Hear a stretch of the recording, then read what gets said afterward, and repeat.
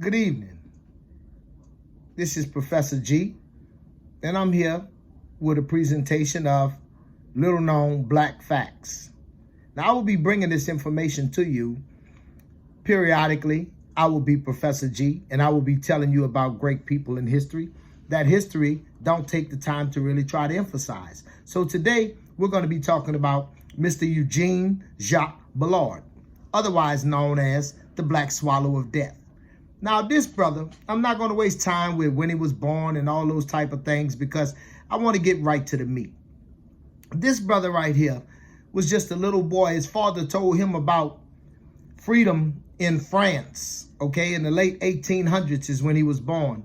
And that black people and white people were both treated alike. And it really pushed on his fascination, pushed on his imagination to what life could be like with no discrimination. Okay, he went to school from the first grade to the fifth grade. Then he was done with school for whatever reason, because that's how life was back then. But get this, this young man at 11 years old ran away, okay, and hooked up with some gypsies that they taught him how to race horses and how to ride horses. And he worked in a stable for a while. But then he stowed away on a ship to Europe because he learned from the gypsies that Britain had pretty much the same thing, no slavery anymore.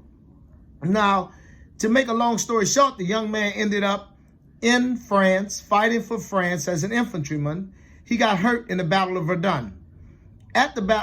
During the time he was convalescing with his injury, he learned how to fly basically on a bet, right? So after he got fully recouped, he went on ahead and entered Air France, you know, to become a fighter pilot. They sent him to gunner school, and from there, he went on and moved on, learned how to fly and everything.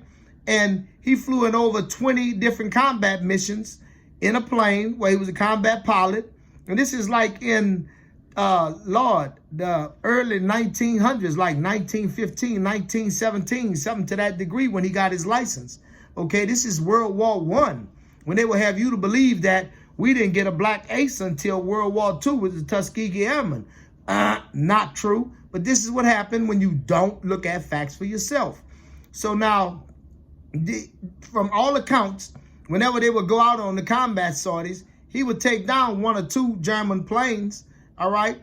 Now, this is a sad story, the way it ended, because as you know, America is very racist and was very racist at that time. So when America entered the war and they took the American pilots and they started to press them into the American Air Corps, whatever it was at the time, of course, you know, they weren't letting no blacks fly. So that let him just be left out of the rest of World War I.